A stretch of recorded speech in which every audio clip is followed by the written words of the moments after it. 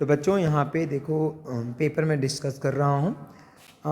सबसे पहले है सेक्शन ए। सेक्शन ए में ऑब्जेक्टिव है, लेकिन बच्चे ने सबसे पहले एक बच्चे का मैंने पेपर लिया यहाँ पे, तो बच्चे ने सबसे पहले यहाँ पे लॉन्ग क्वेश्चन किया है।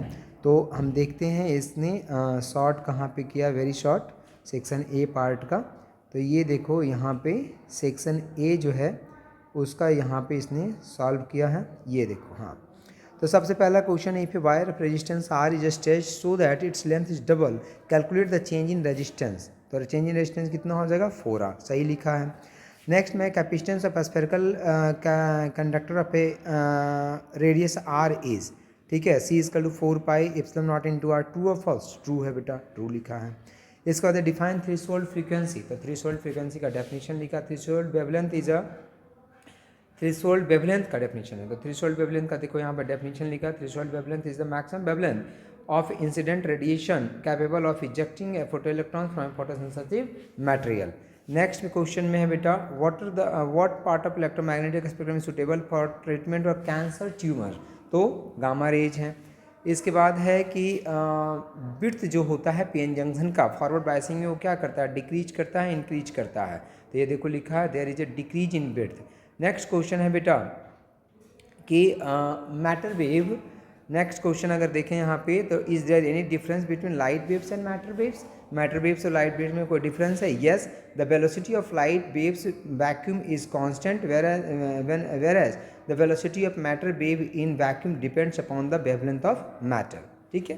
तो ये देखो करेक्ट लिखा है इसने पूरा आंसर।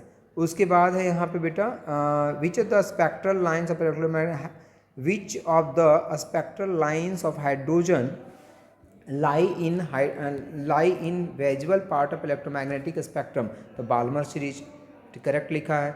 क्या charge resides only on the outer surface of the charge conductor, yes true है बेटा, तो ट्रू लिखा है। उसके बाद है P type semiconductor electrically neutral, yes electrically neutral है बेटा, तो करेक्ट लिखा है इसको भी। SI unit of electric flux, तो इलेक्ट्रिक फ्लक्स का एसआई यूनिट क्या होता है, वोल्ट मीटर, या फ्लक्स का ये भी यूनिट लिख सकते हैं, ई इजकल टू कितना होता है, फ्लक्स इजकल टू होता है E into area. So electric field का Newton per coulomb into metre square, तो Newton metre square per coulomb लिख सकते हैं या वोल्ट मीटर लिख सकते हैं, दोनों इसका एसआई यूनिट है। उसके बाद है 2 मार्क्स क्वेश्चन, तो देखें 2 मार्क्स क्वेश्चन क्या किया है बच्चे ने यहाँ पे, तो ये देखो इसने 2 मार्क्स का क्वेश्चन यहाँ पे किया सॉल्व, ठीक है। तो कहाँ पे लिखा है, सेक्शन बी, यहाँ पे, यहाँ से आई थिंक इसके नीचे सेक्शन बी स्टार्ट हुआ होगा, ये देखो very short answer type question, ठीक है। इसमें सबसे पहला क्वेश्चन है यहाँ पे कि when is the force on a moving charge due to magnetic flux maximum when it is minimum.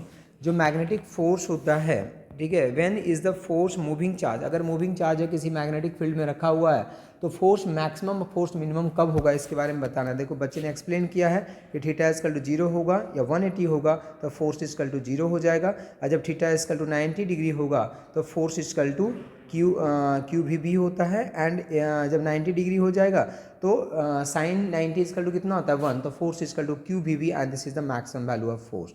ये क्या हो जाएगा, मैक्सिमम वैल्यू ऑफ फोर्स हो जाएगा। तो ये बच्चे ने पूरा अच्छे तरीके से एक्सप्लेन किया है। तो उसके बाद है नेक्स्ट में क्वेश्चन नंबर 12 में, how much charge and energy stored in a 12 picofarad capacitor and connected to a 50 volt battery, ठीक है।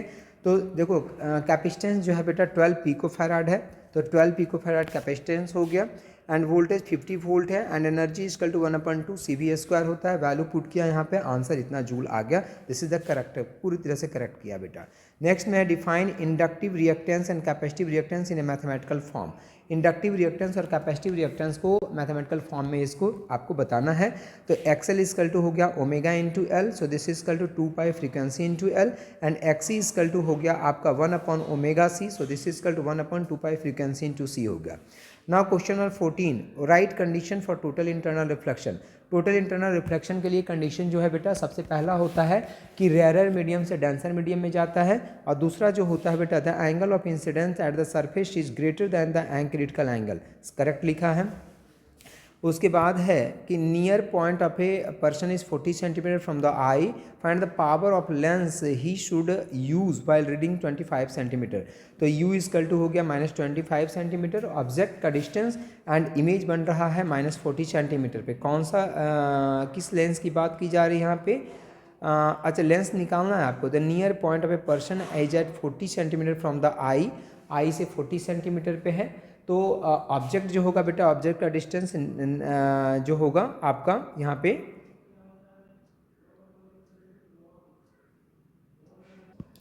तो u और v मिल गया बेटा आपको पूरा, और उसके बाद focal 1/f equal to 1/v minus 1/u होता है। वैल्यू पुट किया, यहाँ पे फोकल लेंथ आ गया।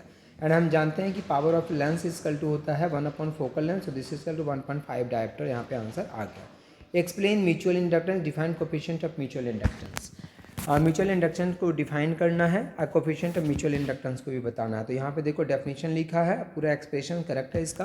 5e is directly proportional to i and 5e equal to mi and e equal to minus d5e upon dt होता है। सो दिस इजकल टू, ये पूरा करेक्ट यहाँ पे आंसर इसने लिखा है। उसके बाद what is the nuclear force, give some its properties. Nuclear force क्या होता है बेटा? The strong attractive force that bind the proton and neutron together inside a teeny nucleus is called the nuclear force। Correct लिखा है। Properties क्या है बेटा इसका? ठीक है, it is the strongest interaction known in the nature the hold the nucleons together, the relative strength of gravitational electric, वो सब स्ट्रेंथ के बारे में। जैसे सबसे जो स्ट्रॉन्गेस्ट फोर्स होता है बेटा वो न्यूक्लियर फोर्स होता है, ग्रेविटेशनल फोर्स तो सबसे कम होता है, तो उसके बारे में यहाँ पे लिखा है। नेक्स्ट में लिखा है कि nuclear force is short range force, it repels only up to a very short distances. ठीक है, nuclear force does not depend on the charge particle, nuclear force show saturation effect. ठीक है, सैचुरेशन इफेक्ट को भी ये बताता है। इसके बाद है क्वेश्चन नंबर 18। क्वेश्चन नंबर 18 में है यहाँ पे कि state and explain Lorentz force. तो देखो एफ इजकल टू, लेकिन यहाँ पे इसने थोड़ी सी गलती कर दी है। F equal to, F is the vector quantity, force is a vector quantity, तो F equal to q and this equal to E plus v cross B, ऐसे हम लिखते हैं, वी क्रॉस बी, इस तरह से हम इसको लिखते हैं। तो यहाँ पे बच्चे ने थोड़ी गलती यहाँ पे की है। क्वेश्चन नंबर 19 को अगर हम देखें तो क्वेश्चन नंबर 19 में है कि if the rate of change of current is 2 ampere per second induces an EMF of 10 millivolt in a solenoid, what is the self inductance of the coil। तो self inductance यहाँ से find किया गया है। देखो इंडक्टेंस की value कितनी है यहाँ पे बच्चों, हम लोग जानते हैं कि E M F E equal to L D I upon D T होता है, तो L equal to E upon D I upon D T हो जाएगा। And D I upon D T कितना है? 2 है। एंड ई एम एफ कितना है? 10 मिली वोल्ट, तो 10 इंटू 10⁻³ डिवाइडेड बाई 2, तो यहाँ से इतना हेनरी आंसर इसका आया है। इसके बाद फिर आप देखिए 3 मार्क्स के क्वेश्चन को क्या डिस्कस किया है इसने। यहाँ पे देखो 3 मार्क्स के क्वेश्चन इसने लिखे हैं बच्चे ने। ठीक है, तो 3 मार्क्स के क्वेश्चन हम देख लें यहाँ पे कि 3 मार्क्स के क्वेश्चन क्या क्या हैं। ये देखो यहाँ पे 3 मार्क्स के क्वेश्चन यहाँ से स्टार्ट हो रहे हैं बेटा।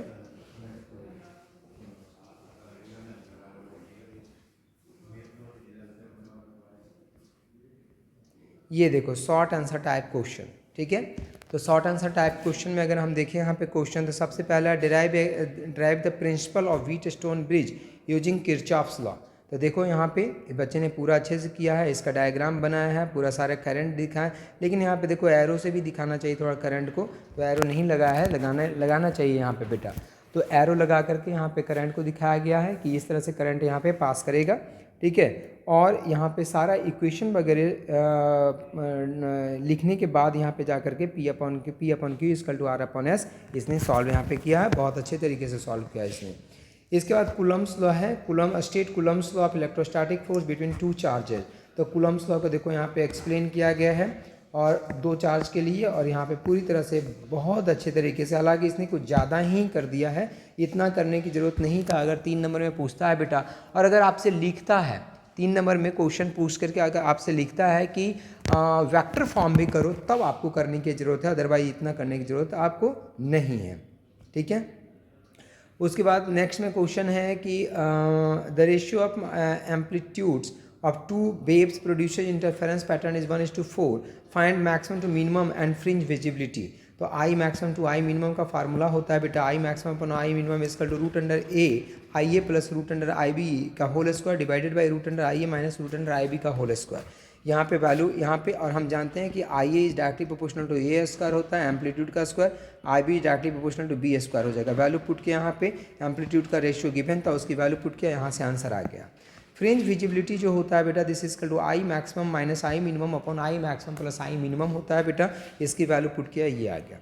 Question number 23, give 4 properties of electromagnetic waves. Electromagnetic waves की 4 प्रॉपर्टीज है बेटा, देखो ये करेक्ट लिखा है, C is equal to 1 upon mu naught into epsilon naught, और ये जो लिखा है कि electric field magnetic field both होते हैं, वहाँ पे जो चार्ज होते हैं वो चार्ज ऑसिलेट करते हुए जाता है, पूरी तरह से करेक्ट आंसर यहाँ पे लिखा है बच्चे ने। क्वेश्चन नंबर 24 में डिफाइन आइंस्टाइन फोटोइलेक्ट्रिक इक्वेशन, बहुत अच्छा डायग्राम बनाया है इसने कि यहाँ से फोटोन आया, इलेक्ट्रॉन यहाँ से इजेक्ट हुआ, उसमें काइनेटिक एनर्जी आया, पूरी तरह से यहाँ पे अच्छी तरीके से के max equal to H nu minus nu naught बच्चे ने एक्सप्लेन किया है। Question number 25, write down the postulates of Bohr model of hydrogen atom, तो पूरी तरह से इसने एक्सप्लेन किया है बच्चे ने, बहुत अच्छा एक्सप्लेनेशन है यहाँ पे, देखो डायग्राम बना करके, और इसके जो बोर्स के पोस्टुलेट है उस पूरे पोस्टुलेट को इसने बच्चे ने यहाँ पे लिखा है। नेक्स्ट में what is rectifier, explain working of PN junction as a full wave rectifier. Rectifier को पहले इसने डिफाइन किया, यहाँ पे पूरी तरह से करेक्ट डेफिनेशन है। फिर यहाँ पे उसने डायग्राम बनाया है, बहुत ही अच्छा डायग्राम बनाया है बच्चे ने, ठीक है। और डायग्राम बनाने के बाद ये देखो वेव थोड़ा सा यहाँ पे ऐसे ले जा करके ये ऐसे जाना था इसको, ठीक है, फिर भी ठीक है उसने दिखाया है यहाँ पे, ठीक है। इसमें थोड़ा सा बेटा आप प्रैक्टिस करेंगे तभी डायग्राम अच्छा बन पाता है। तो इसने दिखाया कि इसमें भी आपको वेव, इसमें भी आउटपुट मिला, इसमें भी आउटपुट मिला, तो ये थोड़ा सा डायग्राम गलत बनाया है इस बच्चे ने, ठीक है। क्योंकि बेटा जैसे अगर हम देखें यहाँ पे तो इस वेव ये जो मिला तो हम ऐसे बनाएंगे यहाँ पे, ठीक है, फिर ये मिला तो हम ऐसे बनाएंगे इसके सामने, फिर ये मिला तो इसके सामने ऐसे बनाएंगे, फिर ये मिला तो इसके सामने ऐसे बनाएंगे, इस तरह से हम बनाते हैं बेटा डायग्राम इसमें। इसके बाद है Faraday's laws of electromagnetic induction, first law यहाँ पे लिखा है बहुत अच्छे तरीके से। सेकेंड लॉ में पूरा एक्सप्लेनेशन दिया है 3 नंबर में कि ई इक्वल टू जो चेंज इन फ्लक्स होता है विथ रेस्पेक्ट टू टाइम, पूरा एक्सप्लेन किया है इस बच्चे ने और बहुत अच्छे तरीके से लिखा है। उसके बाद मिरर फार्मूला है कॉन्केव के लिए, डायग्राम बनाया है, बहुत ही अच्छा डायग्राम है, ठीक है। और डायग्राम बनाने के बाद एक्सप्लेन किया है वहाँ पे पूरी तरीके से और बहुत ही अच्छा एक्सप्लेनेशन इसका यहाँ पे है, ठीक है। इसके बाद है वर्चुअल इमेज के लिए दो, हालांकि देखो जब भी अगर मिरर फार्मूला आता है बेटा तो किसी 3 नंबर में तो किसी एक के लिए ही आएगा, या तो कॉनकेव या कॉन्वेक्स, और उसमें लिखेगा आपसे, जैसे कॉनकेव में 2 केसेज होते हैं, रियल एंड वर्चुअल, तो बोलेगा आपसे कि रियल के लिए करना है या वर्चुअल के लिए करना है, वो बताएगा आपको। हालांकि बच्चे ने दोनों कर दिया है, बहुत अच्छी बात है, ठीक है। इसके बाद लॉन्ग पे आ जाते हैं बेटा, लॉन्ग आंसर टाइप क्वेश्चन, ठीक है। तो लॉन्ग आंसर टाइप क्वेश्चन में देखें तो सबसे पहला है Gauss law, and Gauss law proved that the electric field at a point due to uniformly charged plane sheet is independent of distance from it।